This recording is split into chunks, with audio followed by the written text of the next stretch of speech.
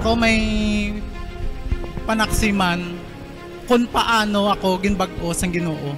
Kay sang una, siyempre tama gid ako man kalaot. Tama sa akon kapintas. Bisan pa sa akon mga kauturan. Gamay lang na nila nga sala. May sipa, may sumbag, may kuga na sila sa akon. Kag ang pinakalalagid, nagabot sa akon kabuhi nga nagdula ako sa akong pagtuo sa Ginoo. Siguro mga dira ko guro kay edad mga 20 anyos. Kaga nga ako niya kabuhi, napunaan gid sa pagpatuyang sa paghimo sing sala. Pero sa gihapon, ang Ginoo maayo gid. Kay nga wala niya ako gin patumbayaan bisan pa sa mga bisyo. Wala niya ako gintugutan nga makabisyo gid. Kay nako nagtry man ako inom, sigarilyo, bisan pa sa droga. Pero mahinigugmaon gid ang Dios kung sa diin wala ya ina gintugot sa akon nga malulong ako dira. Kay ina tanan gin pangbayaan ko ina nga sa akon nang gindumdum ko gid nga hindi gid na makabulik sa akon. Kay bisan pa sa pag-inom ginuntatan ko sinimana lang siguro ang akon nga bisyo, pero ginuntatan ko dayon. Mangutod ko kay Kristo. Nagabot ang tion nga wala ako simba-simba, wala ako pulo pangamuyo. Hasta nagabot ang tion nga kalaslon ako. Kay edad ako 29. Di kun kan kaslon ka, bago ka kaslon dapat mangumpisar gid. Dira mga utod ko kay Kristo nangumpisar ako sa pare, nangumpisar ako. Tuad ko sa iya ang akon mga sala. Sa nguliyang balya, sige pangamuyo ka. Pag pangamuyo ko, hindi na ako kabalo magpangamuyo. Alin siguro amakon mo, alin sang 20 anyos ako be, hasta 29 anyos, wala ako pulo pangamuyo, wala simba-simba. Pag pangumpisar ko, hindi na ako kabalo magpangamuyo. Tapos natingala siya. Tapos nagliwat tamba ko siya, Father, sa tuod lang. Nagbuhi ako sa akon pagtuo sa aton gamhanan niya Dios. Ang balya, dapat kagin magtuo. Kayang langit kagang duta, ang kalibutan, kagang tanan nga yari sa kalibutan. Kung hindi paagi sa grasya, wala ina matuga. Kagbisan pa, kita nga mga katawhan, kagang aton kabuhi sa iya nagalin. Sa ginambal sa to sa akon sang pare, nagbukas ang akon tagipusoon. Kagambal ko, Father, mapatawad di pa ko bala, Father. Mapatawad pa ako ni Lord, Father, sa ginhimo ko sa iya. Ambal sang pare, ambal yaw wala sang bisan ano nga sala nga hindi niya mapatawad. Pagdira, dako ang kalipay ko, nga nabatian ko sa iya ang amoy na nga pulong, nga sarang pa ako mapatawad sang Dios. Kag dira mga utod ko kay Kristo gin pangamayuan niya ako. Siya nag-lead sang amon niya prayer kag ginasunod ko. Kag dira pagkatapos na nalipay gid ako, awanawan gid ang akong dughan. Kag dira nagatuo gid ako nga ang Dios nagbaton liwat sa akon. Kag dugang pagid ang kaayo sang Ginoo. Kay nga tinakasal na kami. Tapos ang akon nga ugangan, miyembro sang komunidad niya ini sang Diyos gugma. Kag dira bala nga ginahagad nila ako mag-attend sa prayer meeting, pero gapamalibad ako. Pero sang ulihi, anniversary gid ato sang Diyos gugma dito sa may sports complex. Hindi lang ako kadumdum kung ano nga ikapila atong anniversary, pero do siguro do mga 2012 ato. Kag naga-duty pa ako ato bilang security guard ako no bra. Kag dira gintiksan nila ako nga dito sila sa sports complex kung gusto ko maapas ako. Pagka off ko dito nagdiretso gid ako sa may sports complex. Upod ko ang asawa ko. Tingala ko nga gapasaka pa lang ako sa hagdan. Kanami sang ako nabatsyagan nga do hindi maeksplikar. Sa ulihin na natalupangdan ko na lang nga ang akon mga luha nagkatululo na. As in, grabe nga ako nibi. Ambal, nagtulok ako sa asawa ko. Ambal ko na ano ako. Nga nagahibi ako. Anong rason? Pagtulok ko siya gali nagahibi man. Kagtapos, sige nga ako nibi. Wala ako kapadayon nagpundo lang ako sa hagdan. Kaya grabe nga ako nibi. First time ko nga nakabati sa mga worship song. Kagang aton nga choir ang aton nga music ministry. Pamatsagan ko ang ilang mga kanta. Do mga anghel sila nga nagakanta.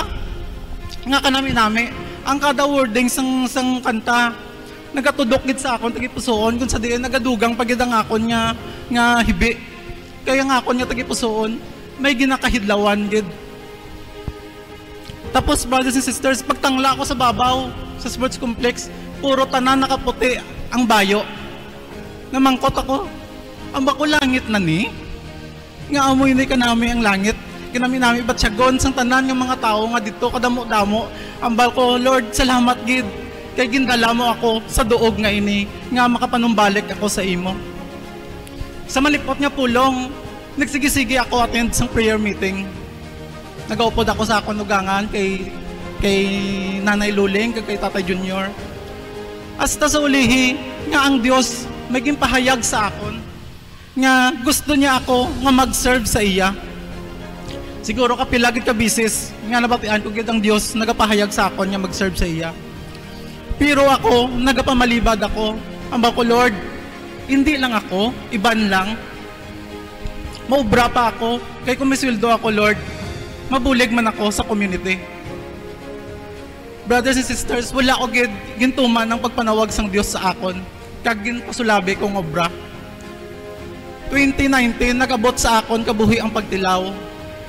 Kung sa diin ang akon nga misis, ang ikaduhatan namo nga baby, na ectopic pregnancy siya. Dira, nakita ko gid nga amoy na ang konsekwensya sa akon pagpamalibad sa mahal nga Dios. Kag brothers and sisters, grabe nga akong pangamuyo nga magbalik sa normal ang baby nga hindi lang siya pag-operahan, hindi lang pagkuwaon, pero ginoperahan gud siya. Kag dira pagwaya sa may operating room, nagahibi ako. Ang balya nga nagahibi ka. Ang bako nanugunan ako sa bibi, pero wala siya kabalo nga ang akon kaugalingon, ang akon ginabasol. Kaya akon ato sala, ang akon wala pagtuman sa Dios, amo ato ang nalabutan.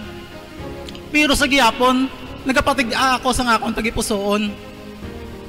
Nga sa akon naman kabuhi, nagabot ang masakit. Nagmasakit ako sa heart nga hindi ko maintindihan. Kag ginatake ako sang nervyos. Dira, halos makalakat ako. Isa, duwa katikang dumatumba na ako. Sa ulihin na dumduman ko, nga mangayo ako sang pre-over sa akon nga ugangan. Nagkadto sila sa balay, pre-overan nila ako, kag nompawan ako. Pero, kay wala gapon ako nagatuman sa Dios, nagabalik. Hasta sa ulihin, gintawagan naman ako sa akon ugangan. Ang balya may general prayer meeting kami sa may bungko sa simbahan. Kung gusto mo, attend ka. Sang time na to, kalain man sang akong pamatsyag. Pero naglakat ako. Kag first time ko to nga nakita ang amon nga chief formator, si Sister Gingging Abilia. Kag dito, nag-ayo man ako. Nagtestimony gani ako to nga nag-ayo ako.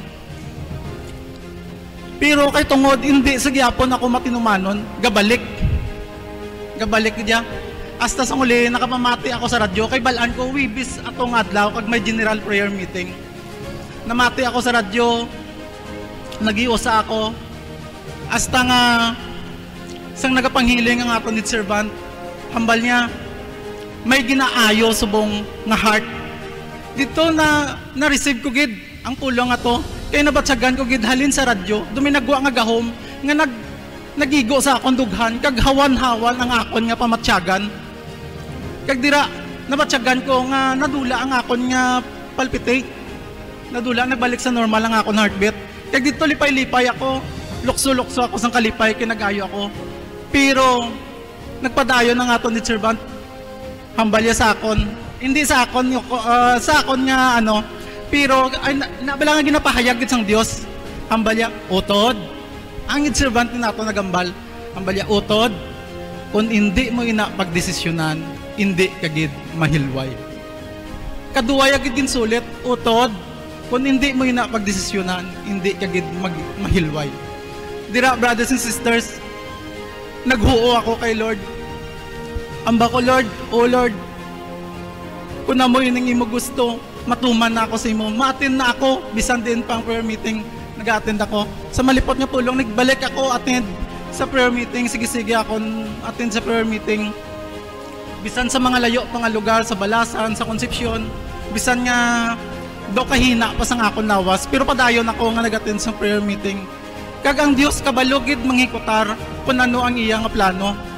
Nga sa padayon ko nga attend sa prayer meeting, ginapatindog nila ako sa tunga, pa-worship, Bible reader, hasta nag-moderator. Kag ang Dios, grabe gid siya manghikutar. Kay nag-abot sa amon area nga wala sing may matindog sa tunga nga magwali. Kag ako, ang ginpatindog dito sa tunga. Sa grasya sang Ginoo dito na pamatud-an ko gid. Ang Dios buhi gid ya kagamhanan. Nga ako, isa gid ka buhi nga saksi, nga ara gid siya nagaupod sa akon, nga padayon siya nagaupod sa akon, ang may nigugmaon nga Dios, ari gid padayon nga nagapanghikot, tig nagapuyo sa akon. Gani dira ginapasalamatan ko gid. Halin sa akon hindi pagkamatinuohon, halin sa akon pagkapintas, halin sa akon pagkamakasasala, sang ginbaton ko ang Dios sa akon kabuhi, gimbag-o niya gid ako. Kag subong nag-serve na ako sa iya. Gani nalipay gid ako nga nakatuman ako sa Dios. Grabe gali ang kalipay nga imo mabatyagan kung makatuman ikaw sa pagpanawag sang Ginoo. In Jesus name, amen.